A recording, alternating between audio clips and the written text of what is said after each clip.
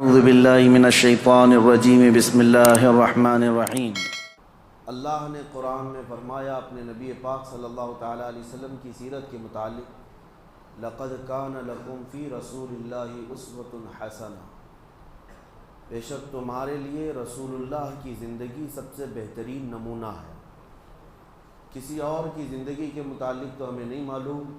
لیکن رسول اللہ کی زندگی پوری کائنات کے لیے آئیڈیل ہے، اور اگر ان کا ہی امتی، ان کا ہی کلمہ پڑھنے والا اگر ان کی سیرت سے واقف نہیں ہوا تو ظاہر سی بات ہے وہ قدم قدم پر ٹھوکریں ضرور کھائے گا۔ ہر جگہ اسے اپنی زندگی گزارنے کے طور طریقے ڈھونڈنے پڑیں گے، لیکن کاش مسلمان کو اپنے نبی پاک صلی اللہ تعالیٰ علیہ وسلم کے زندگی پاک کے طور طریقے معلوم ہو جائیں تو گویا کہ اس کی زندگی پوری روشن ہوگی، اور اسے کہاں قدم رکھنا ہے کہاں نہیں رکھنا ہے یہ خود بخود پتہ چلے۔ اسی لیے دوسروں کی ہسٹری اور دوسروں کی تاریخ معلوم کرنا تو آپ کے لیے واجب نہیں، لیکن رسول اللہ کی زندگی معلوم کرنا ہر مسلمان پر ضروری ہے۔ اللہ نے قرآن میں فرمایا ہے کہ ان کی زندگی تمہارے لیے آئیڈیل ہے، تمہارے لیے نمونہ ہے، تو لہٰذا ہم تھوڑی تھوڑی سی ہی بات صحیح حضور پاک صلی اللہ تعالیٰ علیہ وسلم کی سیرت کے کچھ گوشے ملاحظہ کریں گے، لیکن سیرت مصطفیٰ صلی اللہ تعالیٰ علیہ وسلم پڑھنے کے آداب بھی ہیں، سننے کے آداب بھی ہیں۔ فرمایا گیا کہ اس کو کہانیوں کی طرح نہ بیان کیا جائے نہ کہانیوں کی طرح سنا جائے۔ حضور کی سیرت بیان کرنا بھی عبادت ہے اور سننا بھی عبادت ہے۔ جس طرح عبادات کے لیے آدمی ہمتن گوش ہو جاتا ہے اور اپنے آپ کو مؤدب بنا لیتا ہے، حضور کی سیرت کا درس ہو تو آدمی کو مکمل ہمتن گوش ہو کر اس سیرت کی طرف اپنے کان لگا دینا، سو کر کے سننا یا بے اعتنائی میں بے توجہی میں سننا سخت ناجائز ہے۔ سیرت مصطفیٰ کی بات کر رہا ہوں۔ سب سے پہلے جو بھی کتاب آپ اٹھائیں گے حضور پاک صلی اللہ علیہ وسلم کی سیرت کی، اس میں سب سے پہلے آداب لکھے ہوں گے کہ سیرت پڑھنے والا ہمیشہ وضو کے حالت میں حضور کی سیرت پڑھا کرے۔ سننے والے کے لیے بھی ہے کہ حضور کی سیرت سن رہا ہے تو ظاہری اور باطنی پاک ہو کر کے سنے، اور اس کے علاوہ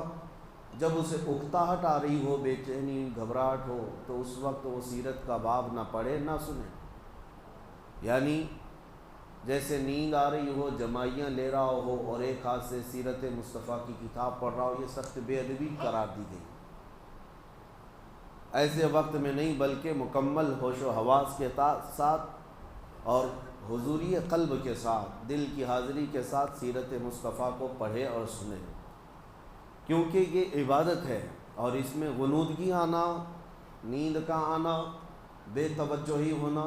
یہ نبی پاک صلی اللہ تعالیٰ علیہ وسلم کی محفل کی بے ادبی ہے۔ جب وہ بندہ ذہنی طور پر حاضر ہی نہ ہو تو وہ حضور پاک صلی اللہ علیہ وسلم کی سیرت کو کیا محسوس کر سکے گا۔ اور دوسری بات آداب میں یہ بیان کیا گیا ہے، جب رسول کریم صلی اللہ تعالیٰ علیہ وسلم کی سیرت بیان ہو، یا تم کتاب میں پڑھ رہے ہو یا کہیں سن رہے ہو، تو مکمل اپنے ہوش و حواس کو یوں حاضر رکھو جیسے کہ تم خود رسول اللہ کو دیکھ رہے ہو۔ نبی پاک صلی اللہ تعالیٰ علیہ وسلم کو دیکھنے کے تصور کے ساتھ پھر سیرت پڑھے۔ اسی لیے سیرت کے کئی گوشے ہیں۔ سیرت جو ہے کس کو کہا جاتا ہے؟ زندگی کے پورے طور طریقے جو بھی ہیں ان سب کے مجموعے کا نام سیرت ہے۔ اس میں جس کی سیرت بیان کی جا رہی ہے اس کی عمر بھی ہوتی ہے، اس کی زندگی کے شب و روز بھی ہوتے ہیں، بچپن بھی ہے، جوانی بھی ہے، اور شادی کی زندگی بھی ہے، تجارت کی زندگی بھی ہے، معاملات بھی ہیں، عبادات بھی ہیں، عادات بھی ہیں، سب کل ملا کر کے جو زندگی کا نچوڑ ہوتا ہے اس کو سیرت کہا جاتا ہے۔ تو ہم نبی پاک صلی اللہ علیہ وسلم کی سیرت کو کئی گوشوں میں تقسیم کرتے ہیں۔ سب سے پہلے نبی پاک صلی اللہ تعالیٰ علیہ وسلم کی پیدا ہونے سے پہلے کے حالات کیا تھے یہ بھی جاننا ضروری ہے۔ کس علاقے میں آپ کی پیدائش ہوئی یہ بھی جاننا ضروری ہے۔ اس کا لوکیشن کس لیے چنا گیا یہ بھی جاننا ضروری ہے، کیونکہ نبی پاک صلی اللہ تعالیٰ علیہ وسلم رحمت للعالمین بن کر آ رہے ہیں پوری کائنات کے لیے، تو آپ کو کہاں پیدا کیا گیا، کس زمین پر آپ کو مبعوث کیا گیا، اور وہاں کے حالات کیا تھے، سیاسی حالات کیا تھے، اخلاقی حالات کیا تھے، یہ سب پہلے سے ذہن میں رہنا بہت ضروری ہے، کیونکہ اس کے بعد ان کے کاموں پر آپ کو احساس ہوگا کہ نبی پاک صلی اللہ علیہ وسلم ایسے علاقے میں پیدا ہوئے، ایسے حالات میں پیدا ہوئے، تو آپ نے کیا کیا ان حالات کا مقابلہ کرنے کے لیے تجاویز اختیار فرمائی، یہ آپ کو اچھے طریقے سے احساس ہو سکے گا۔ سب سے پہلی چیز، پوری دنیا کا ایک لوکیشن ایسا ہے مکہ مکرمہ، جس کو سینٹر کہا جاتا ہے کئی علاقوں کے اعتبار سے، مرکزی حیثیت حاصل ہے مکہ مکرمہ کو، اور سخت سنگلاخ زمین، پتھریلی سرزمین ہے، آس پاس سارے علاقے پتھریلے ہیں، اور یوں سمجھ لیں کہ کوئی وہاں پر آب و گیاہ نہیں، سبزے نہیں، اور کھیتی باڑیوں کا رواج نہیں، ایسی ایک سخت زمین ہے، لیکن لوکیشن کے اعتبار سے ایک ایسی سینٹرل زمین کہ اس زمانے میں بھی پوری دنیا بھر سے لوگ تجارت کی غرض سے بھی، عبادت کی غرض سے بھی مکہ مکرمہ ضرور آتے تھے۔ آدم علیہ السلام سے یہ طریقہ چل رہا ہے، جتنے نبی آئے ان کی امتیں وہ سب مکہ پہنچتی رہیں، حج کعبہ کے لیے یا خانہ کعبہ کے طواف کے لیے آتے رہیں، تو گویا کہ خانہ کعبہ جہاں تھا مکہ مکرمہ ایک ایسا سینٹر پوائنٹ تھا جہاں پوری دنیا کے لوگ کسی نہ کسی بہانے پہنچ جایا کرتے۔ پہلے کی امتوں کی بات بھی کر رہا ہوں، چاہے وہ یہودی ہوں، چاہے وہ عیسائی ہوں، ان کے دور میں بھی خانہ کعبہ کا حج رہا ہے،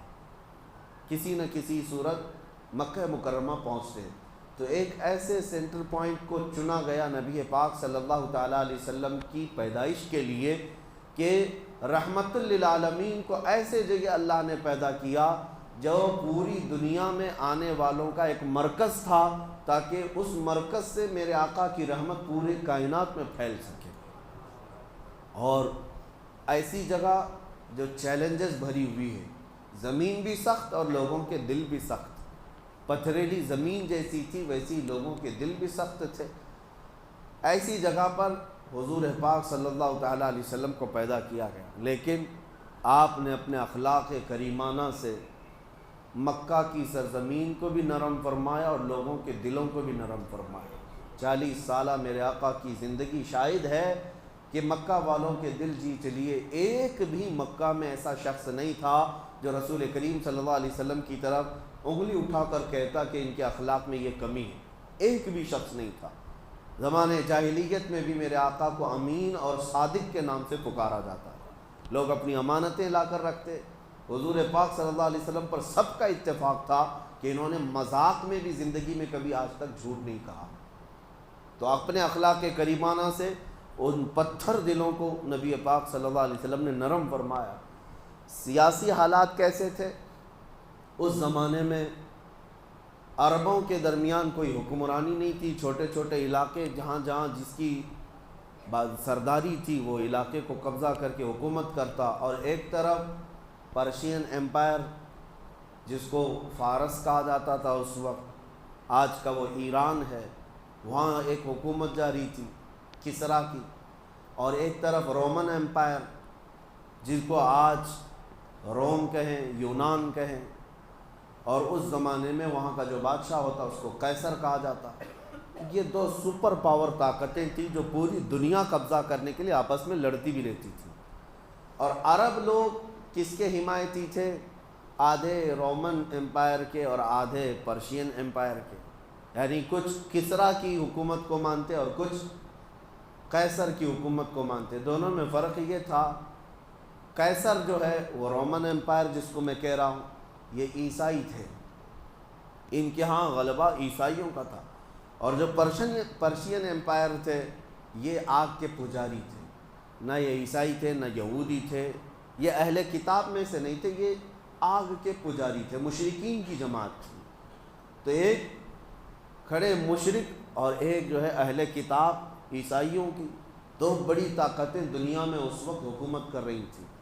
تو عرب کے جو اکثر لوگ تھے وہ کسرا کی طرف جھکے ہوئے تھے، کیونکہ ان کے بھی یہاں بتوں کا رواج زیادہ تھا، یہ بھی اہل کتاب میں سے نہیں تھے، اور یہ کسریٰ کی طرف زیادہ جھکے ہوئے تھے۔ اب نبی پاک صلی اللہ تعالیٰ علیہ وسلم کی ولادت کے بعد یہ سیاسی حالات میں بتا رہا ہوں، اور بھی کئی حالات تجارت کے کیسے تھے۔ مکہ ایک سینٹر پوائنٹ تھا لوگوں کی تجارت کا بھی، اور لوگ ہر سال حج کے موسم میں ہر جگہ سے وہاں پر جمع بھی ہوتے تھے، اپنے اپنے لوگ وہاں پر پریزنٹیشن رکھا کرتے تھے، اپنی بنائی ہوئی چیزوں کو لا کر کے۔ ایام حج میں، موسم حج میں لوگ اپنے اپنے مال بھی بیچ لیتے تھے، ایک دوسرے کا تعارف بھی ہوتا تھا۔ اس زمانے میں نبی پاک صلی اللہ تعالیٰ علیہ وسلم کو ہر جگہ سے لوگ آ کر کے دیکھتے اور متاثر ہوئے بغیر کوئی نہیں جاتا تھا۔ یہ اس زمانے کے ویڈیو کو حالات لائک میں کر نے کے آپ کو شیئر بتایا۔ ضرور کر دینا۔